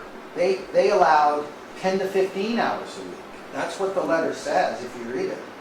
That the town manager said, we understand that you will work 10 to 15 hours a week in Sherburne. The fact is, as I pointed out, there were weeks where he billed 35 hours in Sherburne when having a full-time job in Ashland. Okay, well, then there weren't research. All I can say is we need to see who we get, what the mix of qualifications are, what the kind of availability is, what the cost of the person is. I think there'll be a lot of factors to consider. And I often think, although I think logistically it would be challenging, that it might take 2 people to fill our needs. What are the hours restrictions from Ashland? What hours does he work full-time there? I want to verify. I think it's 8 to 4. David Williams thinks it's So something most else. of the work's field work. Are you going to try to schedule soil testing with engineers like after 5 o'clock? But you've also heard that, so Mark has different hours on Friday, so that's the other thing. And historically, I don't know if you've been in meetings recently, we've had a whole bunch of people saying, now it's Wednesday with Ethan, but they're so used to Fridays with Mark Town hall is that, locked on Friday afternoon. and he's out in the field all the time. So, I know. It's a lot of field work, I've gone with him on some of the field work. I see how long you stand out there looking at stuff. It's hours and hours and hours, so. But also beyond being out in the field, I think it really gets back to being available during the hours that town hall is open, whether it's via cell phone because he's out in the field testing, or whether he's in the office, whomever this person is, he or she, that they're available during regular town hall hours. When you call the Board of Health or the health agent, when you pick up the phone, you want to connect with someone because they said office hours, we are open between X and Y. And to be able to connect with that person, whether it's via cell phone or in the office during regular office hours, town hall, I think that that's reasonable for a resident that is waiting for some sort of approval. So I can tell you that in a lot of small towns Not that at I work 7:00 in, at night when someone's coming from another town. There are 2 except people we're a working small in Board of town Health during and the we day. have a different level of luxury. And so I have clients who also are in small towns working with town boards. It's regional health agents or other part-time health agents. Some stuff just takes, when you deal with small towns, it's a different animal than a city that can have full-time staff. So I'm saying that we will look into, that's what I'm saying, when we see who applies for the position, we need to look at all those factors. If they're only available on weekends, that sounds like that's not going to work. So, but that's what we need to find out. We need to see who's out there and who can do this, because the responses to our last RFP, we had one, and that was Mark. And that was publicized, and that was publicized by the town administrator, so it went through the standard procedures. So there are not a lot of people for whom this arrangement is attractive. excuse me. We will do our best, but I've had people also sit in meetings here and say, I have a lot of friends who'd want to do that. I said, great, send them. Zero. So I've dealt with other we're trying. inspectors in this town, and they call me right back. They meet me at a certain time. They met people that I've had together. I've never had a problem with people, and they've worked for other towns.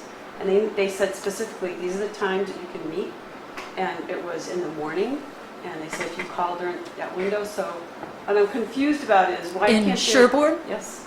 So why isn't there a But see, I'm window? not sure why that is, because All I'm saying is that for normal. there are restrictions being placed on Mark, but not all towns may have that, or not all So, positions but may what- have that. But since this has been raised as an issue, and we will be required, the Board of Health, to always get this kind of approval from another town, But I'm not whether saying- all those I'm saying other is that why can't- professionals why are can't we having have- different conditions Well, on why their can't we time. have the people that we're paying work for some time and availability that's good for us. We're paying them for this. I understand. If you can just say 1 day a week in this job, you have to be available from 8 to 10. Figure it out, but that's the day, Wednesday, and that's what it's going to be. How come that can't be a requirement? I think that would severely limit who could reply. I would rather see who replies and ask them what is feasible, and from that make a determination So whether that feasibility matches would up. be that there's a certain amount of, a window of time they have to be here to talk to people. If it's an hour or 2 hours. Right, that we can do, and that we have done. We had that with Mark, where But he But had, it didn't work for him because he obviously didn't. 40 hours on it? It's 40 hours a no, day. he was here for several hours, several days a week, right. I think it's a good idea. He was when Ashley didn't know he was doing it. So all I'm saying is They that. always knew that Can he you- was can you over here, please so. Just try to look at some kind of a requirement as you go through these people and say what we would like to have. We're paying We've you. heard loud and clear that people want some more office hours, Perfect. but I will also say for the posted office hours that Mark held for, I forget how long, before They were before also several very- months ago, he very rarely had people in the office because he would just be scheduling and meeting people out in the field. That's just the way it worked out, but he committed to those hours, and we But I wanted think him they to were be later there in the for day, that. So it was hard for builders. My family's in the building business, and after 4 o'clock is very difficult. So that being said, you could have hours at 5 to 7, and it's hard. Nobody's going to come out to do that. So as From we a go through reasonable this, we will be perspective, that would be identifying great. that. I agree, but again, I think to put rules around it when we're offering relatively little, I think we need to pull in as many people as we can and see what the choices So are. you won't be bringing Mark back until after your next meeting when you've had a conversation to resolve David's issues, is that right? We're going to have to do something to resolve it and either have a special meeting or by next meeting. Yeah. Can I say something? I think your ideas are really good, and I totally agree with you, and I, Yeah, I'm not sure. can I just say something? So I think you guys are right, and I think we need to try to make it convenient and make the agent available and all that stuff, and I think that's a really good idea. And I have to confess, I mean, I'm not allowed to talk to the other members of the board, and when I came onto the board, all these allegations were already out there, and I didn't know anything, and I thought it was kind of unusual when I learned that he came in at night and did the work at like 5 to 10 o'clock at night whenever he was here during the week, routinely. And I thought, wow, that's kind of amazing. And then I just sort of thought to myself, well, I guess really what I care about is that when I come to a meeting, I have the information that I need. So from my perspective, it worked for me because the testing was happening, the information was ready for me when I needed to think about it, and it seemed to be and he was very, There's 2 parts to the job. No, I understand. I'm There's just, the inside and the outside. I So understand. there's a way that I you understand. manage that. But I'm just saying that, so from the board's perspective, I think he prepared things in a reliable way, was good about following the rules, was very sort of rule following, which is handy for when you have somebody working for you in a technical role. But I think that it's also something important that we need to consider. We want to make sure that it's convenient for people who use him from the town. And I don't think that anyone's I don't think that we, the board, have an intention of not factoring that into the decision. I don't think you wanted to do that. I think that the issue is that there still seems to be a lot of unresolved questions, and, what exactly happened, and there are a lot of, I think that we need to figure it out, and so that's why there's a lot of sort of dissatisfaction, and I'm not really sure what the right thing to do is, but I think it is also true that right now we're behind and we're getting a backlog, and I think what we're trying to figure out is how to meet the demands of the town, and also go forward and find an agent that is going to be the best possible agent for us. So, I don't know. So I just in an want to say effort that. to meet the needs of the town. Yeah. The agent from like 3 miles away offered his assistance to more than one person. And at least 1 or 2 people came to you and said, the Holliston agent has offered to help. Everybody knew from day one, Ethan couldn't handle the workload. I knew, and I'm not involved, but I saw it from the other side. I sent you plenty of emails of you guys falling flat on your face. You know there's machines sitting still. The septic system's not getting built right now. One's my neighbor's. They're planning around Ethan's timing. So you're hurting the residents by not doing something. You're sitting around waiting to get Mark resolved. Meanwhile, the Holliston agent offered to come help. That would be relatively simple, it seems, to have found whatever agreement you needed to fill that gap, even if it's only for 5 hours a week. Even if it's for the 10 days that somehow the installers knew, but residents don't know that Ethan was going on vacation for 10 days. I heard about it because my neighbor's system couldn't start, and there's other systems that people just left their machines and they go off and work on a different system. That's happened all throughout town. You may not know about it because people don't call you and say, hey, you're screwing me up, but I know about it and everyone else knows about it, or the people that are directly affected by it. It becomes just this normal course of business that it takes 3 times longer to do a system in Sherburne because you got to dig your trench and you got to sit around and wait for 3 days before you can get an inspection. It's not okay that that works like that. And I know you want to blame it on this guy because I helped end the situation, but it's been coming for a couple of years. You've done nothing about it. You had Ethan. You knew Ethan couldn't cover the gap. Yes. Call someone and we in worked on quickly. that. You're not working on it. You've been kicking the can down the road for 6 months. It took over 3 months to get a job description. Yeah. And it's Well, okay, during those 3 months we had... Critical role. That's not going to for this fix town. anything. That won't fix anything. We'll be back in bird season by the time you hire that person. Part-time while you're doing this stuff. Get some help. When Holliston offered, why did you not follow up on that? It's not as easy a circumstance as you think. I did follow up on that. 10 minutes ago, you said you reached out to Dover and you didn't follow up on the Holliston thing. Or you made no mention of the Holliston. You said people offered Holliston, you didn't make any I mention. said people offered other people. Checked on all those. I don't think it's appropriate for me to go into the reasons why Holliston wasn't easy here. That's all I can tell you. One of the other things about hiring, if you're serious about putting a new agent and kind of putting this chapter behind this town and moving forward with a new agent, you need to make it very clear that you're not going to rehire the guy who's had the job for 27 years. Because the problem is, when everybody in the community knows that Mark Orm has had the job for 27 years, would you apply for a job when it's obvious the guy's going to get rehired and is going to reapply? It's a complete waste of time. I know people who are qualified for this job who will not apply for that reason and because they're worried about retaliation from him if they apply for his job. They won't apply until he's gone. And I would suggest to you that first of all, we need somebody new in this role. We need to turn the page. We need to move on. And the way you do that is to part ways with Mark. Don't bring him back. Get a temporary guy in here, Ethan and somebody else, and do a real search. And then you'll get real applicants. If you have someone that's been in the job for 27 years, reapplying, you will not get real applicants. That won't happen. I think that your comments are somewhat anecdotal. I don't think everyone out there in the community has knowledge that Mark has been in this position. We put out Yes, they do. advertisements in the past. That's a ludicrous statement.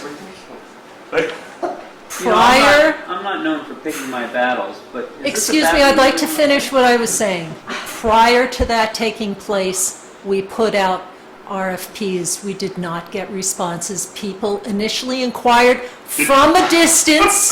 Did you ask anyone why? That's what they It's blatantly obvious why they didn't apply. I'll have time of them call you tomorrow. Other towns do not get a lot of replies to full-time positions. In that process, I've been talking to other towns as they were actively advertising or had been advertising and asked them what their experience was. There were not a lot of applicants, and those were for full-time. If you will commit to hiring, people? if you will commit to hiring a new agent, I personally will spend 8 hours a week on the search, finding credible candidates at a fair price to work in this town. I'll I've volunteer offered to- that before. I'll volunteer. We don't need help finding job description. The thing is, we worked on a job description. No, You just said you don't have any applicants. But the problem is... No, I'm just how saying, we can- don't need help reviewing applications. We're not reviewing applications, finding applicants. Recruiting. Okay. We'll do it for you. I'll recruit, I'll help. You go for it. But the issue isn't us not doing what we're supposed to. We wrote the job, during the time period that you guys have criticized us, we were in the middle of a lot of contentious discussions about some projects going on in town. We were trying to deal with really complex issues. We were trying to do the best we possibly could. We were not at least I'm only speaking for myself. We were not discussing these issues. Most of what happened was before my time. I never have had a conversation with anyone on the board about what happened, and we only met about it a little bit because we were so busy with the other issues, and I think you know some of them.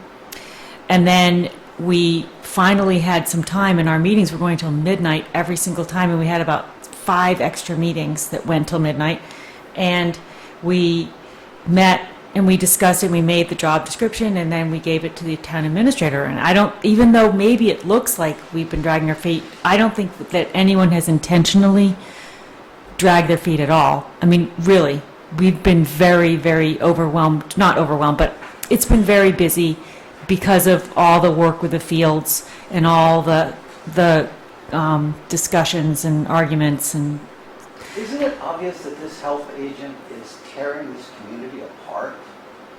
it's obvious that We can all there's get back something on the same happened that page, needs to be rally evaluated. I don't know what the around right way to someone do it is. And trying to move forward in a way that works for the community. Yeah, I for mean, all of us. the problem is when we meet, we have to discuss all the stuff about the Board of Health. I think that somehow we have to have a way to talk about that But this is issue. a critical function. I understand, but And ethically, how can you hire somebody that's been suspended by another... we aren't elected talking board? about that at No, all. that's what we're talking about. That's what We we're talking about. we've written a job description, we give it to the town administrator, and we're waiting for him to do whatever he has to No, do. we're The not agenda talking- item is it's about the outside Mark- employment letter this from is- Ashland. that's So you're what- Yes. specifically right. talking about the person who was investigated by the Inspector General and That's what we're suspended through the Board of Selectmen. But the Board of Selectmen don't have the authority to suspend him. And you're saying you didn't? You didn't suspend him? No, I asked him to stop all work. The Board of Selectmen required you to get the letter from Ashland. I mean, you're still an employee. Wow. So did you request the letter from Ashland? Or did he? No, I requested a letter from Ashland, and they said it would take When you were until so after busy- their when you were too busy writing a job investigation, description, you were which- contacting the Board of Ashland. So I don't understand. No, If that- there's a cloud of suspicion or all of this is going on with an employee, how can you still look at that person with objective eyes, knowing that there's other things that are influencing his ethics that are there? I'm just concerned. except Ashland did their investigation and found nothing improper. the Board of Selectmen had an outside investigator come in and look, and there were things that were documentation could not prove certain things, but there was no wrongdoing A different view of found. that investigation than you did, Darrell. The Inspector General's letter was pretty darn clear, and it was based on the same investigation that you're implying cleared him. That investigation did not clear him. I mean, the Inspector General read that investigation and said, The Inspector there are General, many from when I spoke, problems all with right. what's going on here. We've talked about this before, had discussions. Unfortunately, they also missed information that we had provided to them. They acknowledged it, but they haven't changed their letter, so that's too bad. But I guess we'll hear from them again. It's just really disheartening that the standards are being not observed for this type of a job, and the person that you're continuing to look at doesn't be held to high standards that everybody else holds themselves to personally. he's being held to higher standards than anywhere else. So that It doesn't sound like it because, I don't know, I just have a hard problem that just continually to defend this person. Just get somebody that knows and ethically we can look at and say we feel comfortable. This person's just created havoc in this town for many years on a lot of levels. It's embarrassing. Do you have a group of I townspeople don't sitting believe- here saying, yes, we can't wait for you to bring him back? When you have a group of people staying here till after midnight saying, do not bring him back. Where's the other side of this? That you say, oh, people love him. I've heard you say, people think he does a great job. there are a lot of people who Well, like where are working with they? him. It's just very disheartening, this whole situation. From anybody I've talked to who's worked in the real estate world, they've never had a very, very much positive to say about Mark Warren. And then stack on top of that all the allegations and the ethical issues. I don't know why you would even consider it. I really don't.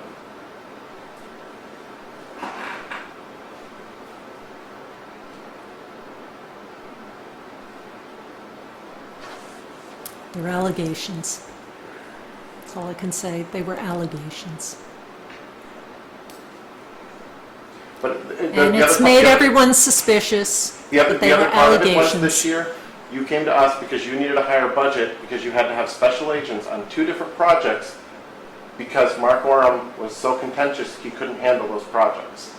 So because he couldn't, No. you had to get a special agent for 2 projects because you were going to get sued. Was the Board of Health, I think, if I have it correct, the Board of Health wasn't going to allow to use those agents, correct?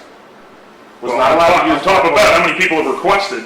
How many times have To you not had use requests for All an right, alternative you know agent? what? We've been through these topics before, and this is just not a helpful discussion. You don't listen. It should end. We're working, you know where we stand, where we are in the process. We've explained what we're going to be looking at for the future, and frankly, that's really all I can say. The Will you agent commit did. to hiring somebody new into this position going forward?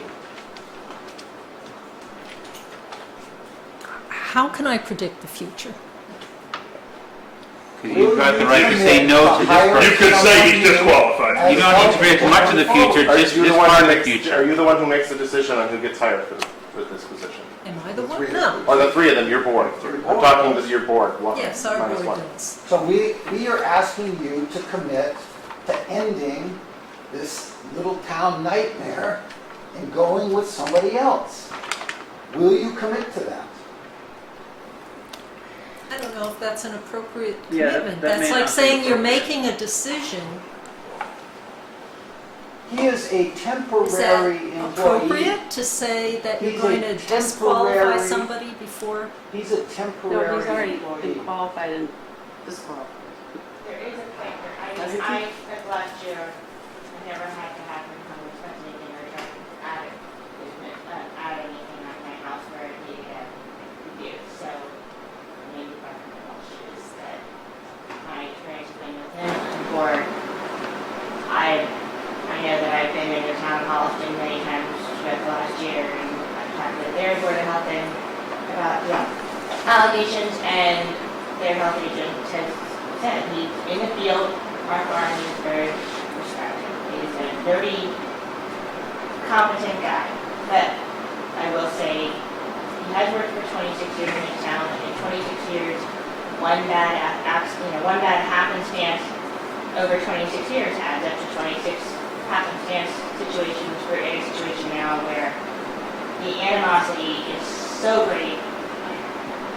I do see that there is a point where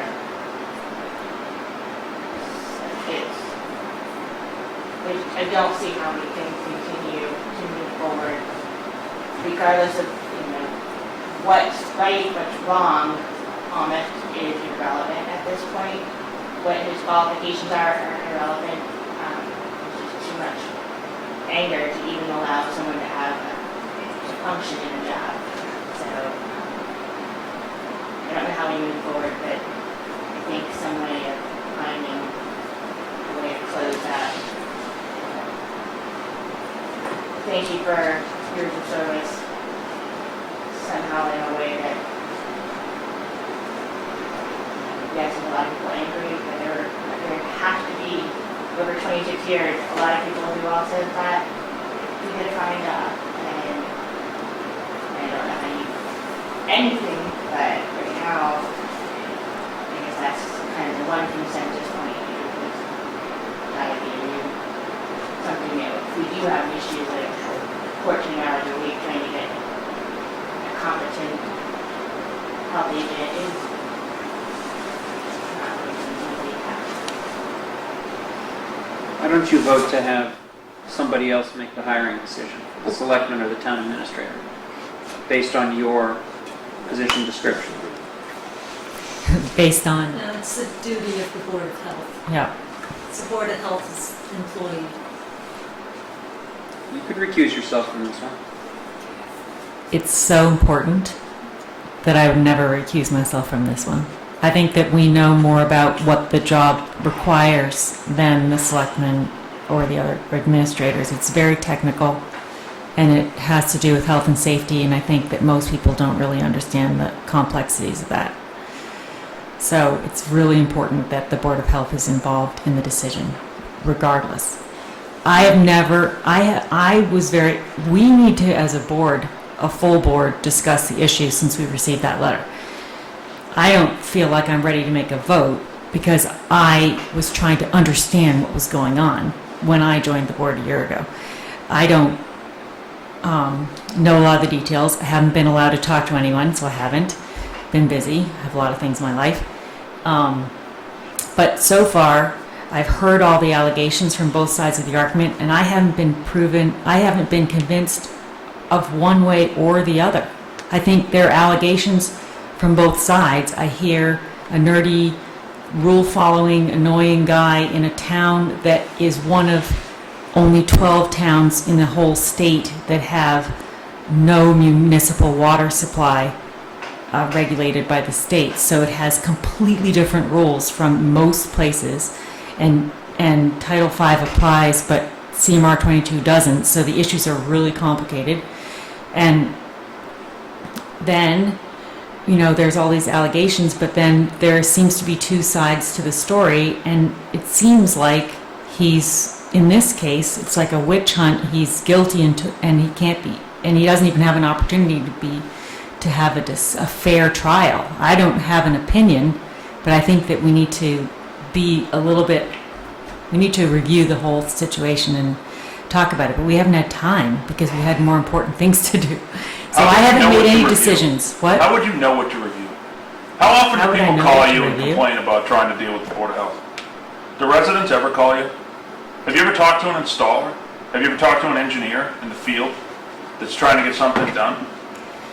Because I assure you, I have a conversation every day with people begging me, help us with the Board of Health. I am not denying that you're getting those phone calls. I'm not talking about the same guy every day. I mean, people reach out to me all the time. I'm sure that's true. But my issue is I'm not sure that problem is going to go away when we only have a health agent for 14 hours. I wish we could have more. I wish we could have more hours. But but then we have these discussions with the advisory committee, and we're getting. What we really need is a bigger budget, but we're trying to get our taxes down. I'll be the first one. I will be glad to make that motion at the Board of Selectmen to make a reserve fund transfer to get you more budget. That'd be awesome, And then I'll thanks. hand deliver it to the advisory committee. Yeah. You'll hire 2 agents to keep things moving, so people can actually sell their houses and buy houses and I think fix failed I think systems. there's a lot of ways I to would be work glad around to this help with issue that. if you have an open perspective. The amount of time we've all spent talking about this should show you that this is an issue that needs to go away. Yeah, That's no, I think not- we all I can mean, see that. We shouldn't be spending our time doing this. We should Right. be spending our time, like Sean said, let's figure out a way to get people to be able to buy houses, sell houses, get in and out of this town and make it better. That's Yeah. what we should be doing. On that Not note, this. I'd like to adjourn the meeting. Have a motion to adjourn because we could be spending, right, we've been rehashing old stuff for the last hour, and I think we could be spending our time more productively than this. We've heard it, and we're working on it.